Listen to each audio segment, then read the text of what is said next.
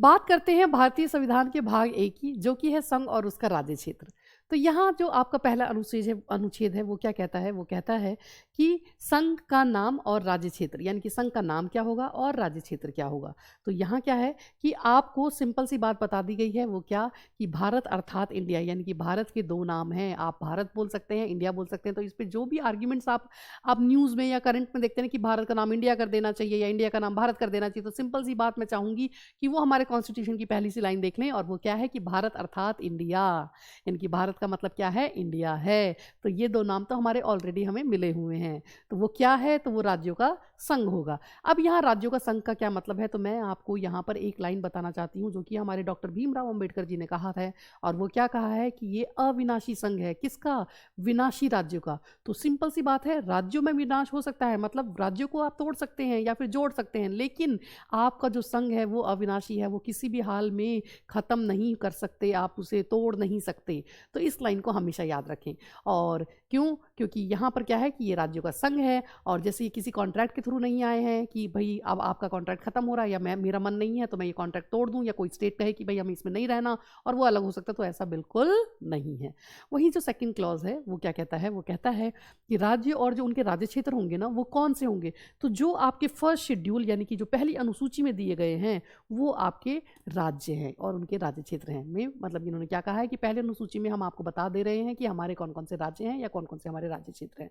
तो इससे हमें ये भी पता चल जाता है कि फर्स्ट शेड्यूल में हमें क्या पता चलता है कि हमारे स्टेट्स कौन कौन से हैं, यूटीज कौन कौन सी हैं। ओके, बात करते हैं थर्ड क्लॉज की, जो कहता है कि भारत के राज्य क्षेत्र में आएगा क्या क्या है। तो क्या क्या चीज़ें हैं? सबसे पहले जितने भी आपके राज्य हैं ना, वो सभी, यानी कि राज्य के जो राज्य क्षेत्र हैं वो आ गए। एंड इसके साथ साथ जो आपकी यूटीज़ हैं, तो यूटीज़ जो है वो आपके कहाँ पर हैं? तो पहली अनुसूची में दी गई हैं। और इसके साथ साथ अगर मान लीजिए आप कोई भूमि अर्जित कर रहे हैं तो वो भी इसमें आएगा। तो आपको ये तो पता ही होगा कि अभी फिलहाल कितने स्टेट्स हैं हमारे? तो 28, और जो यूटीज़ हैं वो कितनी है? तो 8। और इसके साथ साथ अगर कभी क्या हमने कोई भूमि एक्वायर की है तो डेफिनेटली की है। इसका जो एग्जांपल है, जैसे कि हमने आपका कराईकल, माहे और यनम को मिला के बनाया था पुदुचेरी, जो हमने 1954 में फ्रांस की ये कॉलोनीज थी उनसे ली, एक्वायर की, और उसके बाद 62 में इसे हमने एक यूटी का दर्जा दे दिया।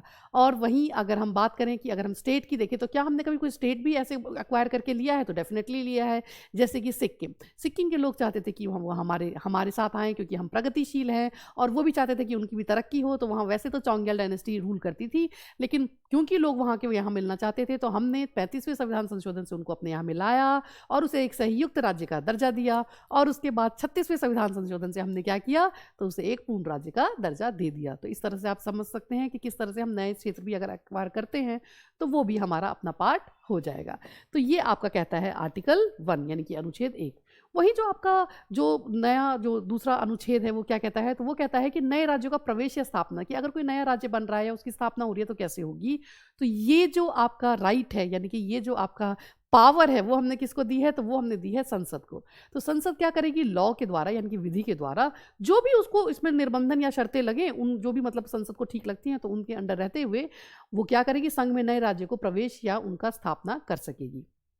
और हम क्योंकि नए राज्य की बात कर रहे हैं, तो नया क्षेत्र हमारे पास आ रहा है, तो उसमें ही हमने क्या किया था? जैसे हमने सिक्किम को लिया था तो उसे हमने ऐड किया संयुक्त राज्य के तौर पर 2 क में, और इसको हमने क्या कहा? सिक्किम का संघ के साथ संयुक्त किया जाना। और हुआ कैसे था? 35वें संविधान संशोधन से। तो ये जो क है, इससे भी आप समझ सकते हैं कि 2 में क जोड़ा गया है, यानी कि जो नया क्षेत्र आया है, और इस वजह से यहाँ पर ये 2 का क आया था, यानी 35वें संविधान से ये यहाँ आया संशोधन से, और 36वें से जब हमने उसे पूर्ण राज्य का दर्जा दे दिया तो वो यहाँ से ये खत्म हो गया है।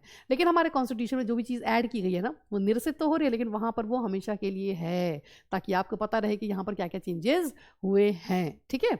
अच्छा, अब संयुक्त राज्य बनाया और उसके बाद पूर्ण राज्य बनाया, तो उसमें अंतर क्या था? तो सिंपल सी बात है, जब हमने इसे संयुक्त राज्य बनाया था तो हमने ऐसा कहा था कि आपके जन कल्याण के लिए और आपके जो विदेशी मामले हैं, और इसके साथ साथ अगर हम बात करें तो जो इनके विदेशी मामले हैं और जो इनकी सिक्योरिटी के मामले हैं, रक्षा के मामले हैं, वो हम देखते। इसके साथ साथ इनको हमने मेंबर तो बनाया, जैसे ये हमारे लोकसभा राज्यसभा के मेंबर तो बने, लेकिन इनको हमारे प्रेसिडेंट और वाइस प्रेसिडेंट के इलेक्शन में पार्टिसिपेट करने का राइट नहीं था। जॉब्स के लिए ये अप्लाई यहाँ पर कर सकते थे। तो ये कुछ बातें थी जो कि इनका जब ये बने हमारे संयुक्त राज्य, तो इनको हमने ये चीज़ें दी। लेकिन जब हमने इनको पूर्ण राज्य बनाया तो हमने क्या किया? सबसे पहली बात कि भूतलक्षी यानी कि रेट्रोस्पेक्टिव इफेक्ट से हमने क्या किया कि ये जो आर्टिकल था आपका, इसको हमने यहाँ से निरसित कर दिया, इसका लोप कर दिया, यानी कि अब ये हमारा संयुक्त राज्य नहीं है और हमने कहा अब ये हमारा पूर्ण राज्य है। ये हमने 36वें संविधान संशोधन से किया और जब पूर्ण राज्य बन जाएगा तो सारे फायदे इनको मिलेंगे ना कि इंडिया के संघ में जब ये मिले हैं तो फिर ये वही कि हमारे जो पार्टिसिपेट ये कर सकते थे हमारे प्रेसिडेंट वाइस प्रेसिडेंट के इलेक्शन में, और इनके जो भी 10वें जो अनुसूची है उसके रिगार्डिंग जो भी मामले थे, तो पहले ये अवशिष्ट मामले थे, ये मतलब हमने सिक्किम को ही दिए थे, लेकिन जब ये हमारा पूर्ण राज्य बन गया तो उसके बाद इनके जो भी डिसीजन थे वो कौन लेता, तो वो भी फिर आपके हमारा संघ ही लेता। इसके साथ साथ हमने क्या किया, तो हमने जो है इसको पूर्ण राज्य बनाने के साथ यहाँ पर इसे ख़त्म करते हुए और इसको सारी चीज़ें दी, यानी कि भारत की संसद में प्रतिनिधि भी इनका मिला इनको। तो ये आपका 22वां राज्य बना था, इस बात का भी ध्यान रखें कि ये हमारा कौन सा नंबर का राज्य था, 22वां। तो ये था आपका आर्टिकल 2। इसके बाद अगर चलें तो हमें थर्ड क्लॉज क्या कहता है, मतलब थर्ड क्लॉज नहीं, थर्ड आर्टिकल यानी कि अनुच्छेद। तो तीसरा अनुच्छेद हमें क्या कहता है, वो कहता है कि नए राज्य का निर्माण कैसे होगा या वर्तमान राज्यों के क्षेत्रों में सीमाओं या नामों में परिवर्तन कैसे होगा। तो देखिए बहुत से बच्चों को ना ये प्रॉब्लम रहती है कि आर्टिकल 2 और आर्टिकल 3 में क्या डिफरेंस है, तो आप इस बात का ध्यान रखें। डिफरेंस ये है क्योंकि वहाँ पर भी नए राज्यों का प्रवेश कह रहे हैं, यहाँ पर भी नए राज्यों का निर्माण कह रहे हैं, तो इन पे क्या अंतर है। तो जब हम कोई टेरिटरी बाहर से ले रहे हैं, जैसे हमने सिक्किम को बाहर से लिया, तो वो अंडर आर्टिकल 2 होगा। लेकिन अगर हमारे जो ऑलरेडी हमारे पास एरिया है उसमें अगर हम कुछ चेंजेस कर रहे हैं, लाइक जैसे हमने बिहार से झारखंड बना दिया है ना, हमने मद्रास से आपका जो है वो आंध्रा बना दिया, आंध्रा से हमने आंध्रा और तेलंगाना बना दिया, तो इस तरह जो हमारे पास टेरिटरी है उसी में जो हम चेंजेस कर रहे हैं वो हम करते हैं आर्टिकल 3 के अंडर। तो इस बात का ध्यान रखें। इसके बाद अगर हम चलते हैं कि तीसरे में क्या कहा है, तो वो कह रहे हैं कि संसद कर सकती है। ये काम कौन करेगी, संसद करेगी, विधि द्वारा करेगी। और करेगी क्या कि किसी राज्य में से उसका राज्य क्षेत्र अलग कर दे, मतलब राज्य क्षेत्र में से कोई छोटा सा एरिया लिया वो अलग कर दिया, तो अलग करके अथवा 2 या अधिक राज्यों को या राज्यों के भागों को मिलाकर, मतलब 2 राज्यों को मिला दे या 2 राज्यों में से 2 छोटे छोटे पार्ट्स लेके एक नया स्टेट बना दे, वो ये भी कर सकती है। और इसी के साथ साथ किसी राज्य क्षेत्र को किसी राज्यों के भाग के साथ मिलाकर नए राज्यों का निर्माण भी कर सकती है। और क्या कर सकती है, तो वो किसी राज्य का क्षेत्र बढ़ा सकती है, किसी राज्य का क्षेत्र घटा सकती है, किसी राज्य की सीमाओं में परिवर्तन कर सकेगी, और इसी के साथ साथ किसी राज्य के नाम में भी परिवर्तन कर सकती है। लेकिन करेगी कैसे, तो इसकी जो विधि है ना कि किस तरीके से करेगी, वो आपका आगे परंतुक में दिया गया है। और वो क्या कह रहे हैं कि सिंपल सा समझ लें कि पहले तो क्या होगा कि ये विधेयक किसी भी संसद के किसी भी भाग में नहीं आएगा, यानी कि किसी भी सदन में नहीं आएगा। कब तक नहीं आएगा, जब तक प्रेसिडेंट यानी कि राष्ट्रपति इसकी सिफारिश नहीं कर देते। तो किसी भी विधेयक को संसद में लाने से पहले राष्ट्रपति उसकी सिफारिश करेंगे, और वो सिफारिश कब करेंगे, तो जिस भी राज्य के नाम में, क्षेत्र में या सीमा में परिवर्तन हो रहा है ना, उस राज्य के विधानमंडल को वो ये भेजेंगे और उनसे उनके विचार पूछेंगे। क्या पूछेंगे, विचार। सहमति नहीं लेनी है, विचार पूछने हैं। विचार पूछने के लिए ऑफ कोर्स वो इनको थोड़ा सा टाइम तो देंगे ही, तो जो भी टाइम लिमिट दे रहे हैं उसमें जो भी राज्य की सीमाओं में या क्षेत्र में परिवर्तन हो रहा है, नाम में परिवर्तन हो रहा है, वो जो चाहता है वो बताएगा। और अगर मान लीजिए वो चाहता है राज्य की मुझे थोड़ा और टाइम मिले, तो अगर उनको राष्ट्रपति जी वो टाइम देते हैं तो उस टाइम लिमिट में उनको बताना होगा कि हाँ भाई वो क्या चाहते हैं या उनका क्या विचार है। और उसके बाद जब वो टाइम लिमिट खत्म हो जाएगी तो फिर आपके राष्ट्रपति क्या करेंगे, उस विधेयक को संसद में रखवा देंगे। तो ये आपका पूरा प्रोसीजर है कि इस तरह का बिल अगर आता है तो कैसे आएगा।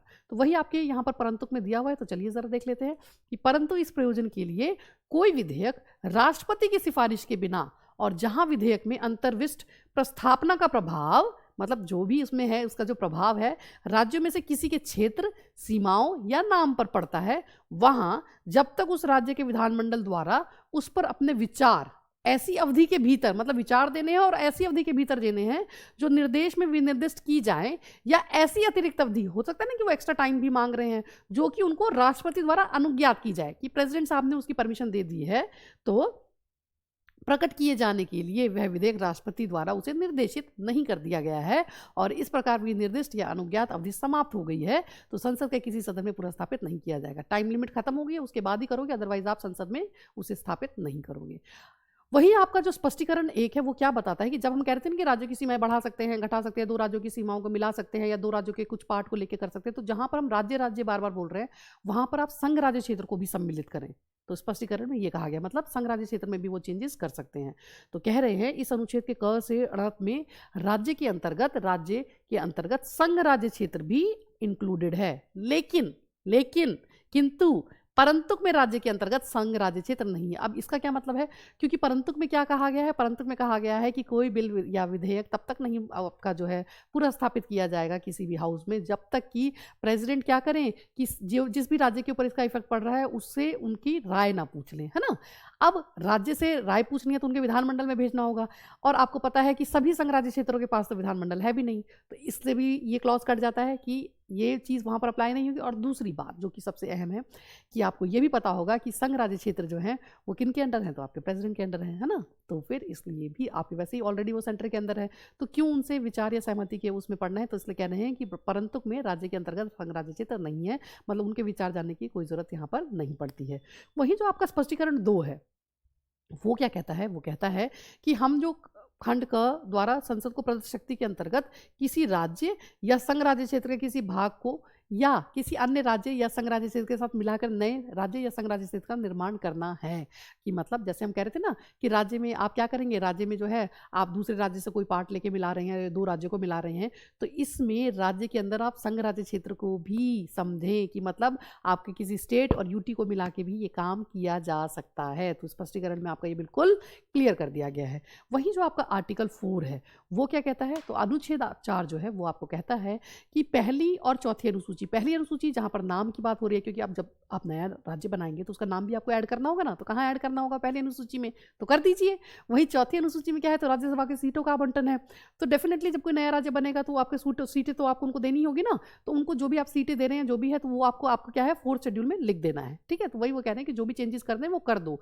आर्टिकल 2 और आर्टिकल 3 की वजह से जो भी आपको चेंजेस करने हो रहे हैं 1st और 4th में वो आप लॉ बना के कर दें। और सेकंड क्लॉज में क्या कह रहे हैं कि आप ये जो चेंजेस कर रहे हो ना इसे 368 के अंदर आप अमेंडमेंट ना माने। तो चलिए ज़रा देख लेते हैं एक बार, ज़रा कॉन्स्टिट्यूशन की भाषा में इस बात को समझ ले।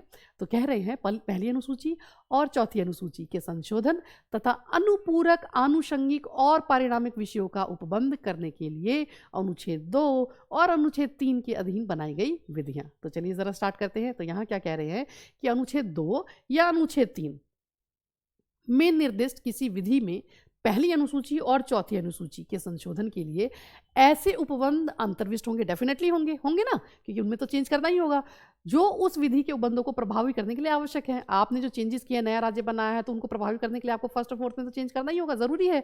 तो ऐसे अनुपूरक आनुषंगिक और पारिणामिक, मतलब ऐसा जो भी आपको चेंज करना है, एक्स्ट्रा जो भी चेंज आप ला रहे हो वो कर दो, या इंसिडेंटली जो आपको करना चाहिए वो कर दो। तो वही वो बात कह रहे हैं कि अब ये जो चेंजेस इसमें आता क्या क्या है, तो देखो जिसके अंतर्गत ऐसी विधि से प्रभावित राज्य या राज्यों के संसद में, पार्लियामेंट में सीट मिलेगी जो भी नया राज्य बनेगा, और विधानमंडल या विधानमंडलों में प्रतिनिधित्व के बारे में जो भी उपबंध है वो बनाने होंगे, तो वो क्या करें आप वो कर दें। अंतर्विष्ट हो सकेंगे जिन्हें संसद आवश्यक समझे।